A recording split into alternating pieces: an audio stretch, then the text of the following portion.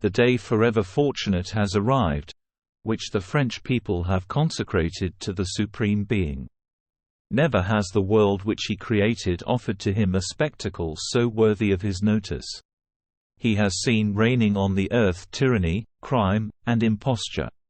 He sees at this moment at 84 the world's great speeches whole nation, grappling with all the oppressions of the human race, suspend the course of its heroic labors to elevate its thoughts and vows toward the great being who has given it the mission it has undertaken and the strength to accomplish it.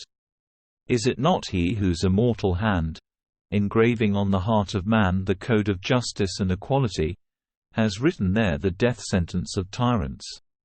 Is it not he who, from the beginning of time, decreed for all the ages and for all peoples liberty, good faith, and justice? He did not create kings to devour the human race. He did not create priests to harness us, like vile animals, to the chariots of kings and to give to the world examples of baseness, pride, perfidy, avarice, debauchery, and falsehood. He created the universe to proclaim his power. He created men to help each other, to love each other mutually, and to attain to happiness by the way of virtue. It is he who implanted in the breast of the triumphant oppressor remorse and terror, and in the heart of the oppressed and innocent calmness and fortitude. It is he who impels the just man to hate the evil one, and the evil man to respect the just one. It is he who adorns with modesty the brow of beauty, to make it yet more beautiful.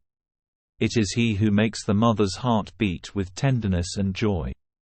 It is he who bathes with delicious tears the eyes of the son pressed to the bosom of his mother. It is he who silences the most imperious and tender passions before the sublime love of the fatherland. It is he who has covered nature with charms, riches, and majesty. All that is good is his work, or is himself. Evil belongs to the depraved man who oppresses his fellow man or suffers him to be oppressed. The author of nature has bound all mortals by a boundless chain of love and happiness. Perish the tyrants who have dared to break it. Republican Frenchmen, it is yours to purify the earth which they have soiled, and to recall to it the justice that they have banished. Liberty and virtue together came from the breast of divinity. Neither can abide with mankind without the other. O generous people! Would you triumph over all your enemies? Practice justice, and render the divinity the only worship worthy of him. O people! Let us deliver ourselves today, under his auspices, to the just transports of a pure festivity. Tomorrow we shall return to the combat with vice and tyrants. We shall give to the world the example of republic and virtues. And that will be to honor him still. The monster which the genius of kings had vomited over France has gone back into nothingness. May all the crimes and all the misfortunes of the world disappear with it. Armed in turn with the daggers of fanaticism and the poisons of atheism, kings have always conspired to assassinate humanity. If they are able no longer to disfigure divinity by superstition, to associate it with their crimes, they try to banish it from the earth, so that they may reign there alone with crime. O people! Fear no more their sacrilegious plots.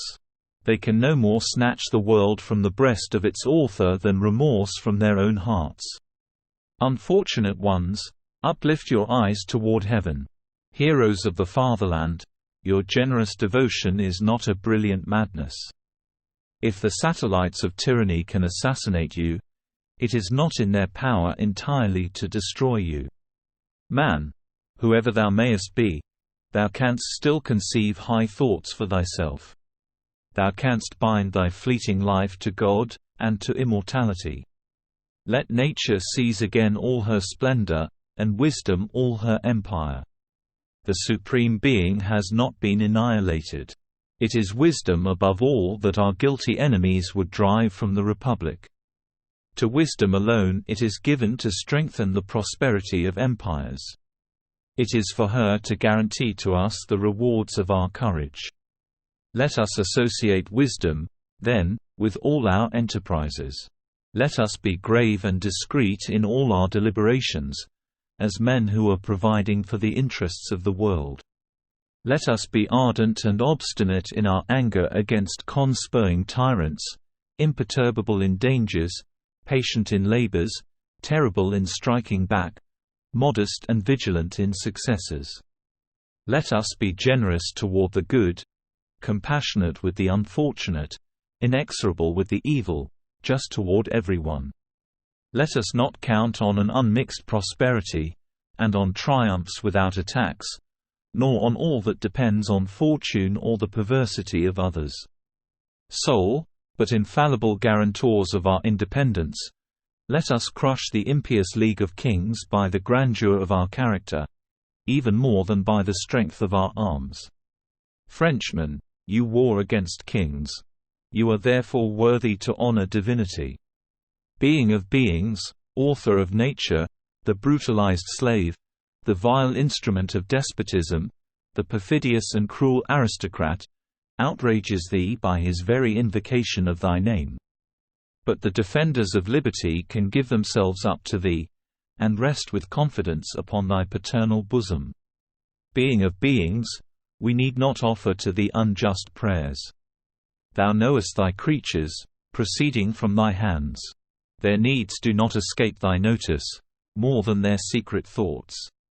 Hatred of bad faith and tyranny burns in our hearts, with love of justice and the fatherland. Our blood flows for the cause of humanity. Behold our prayer. Behold our sacrifices. Behold the worship we offer thee.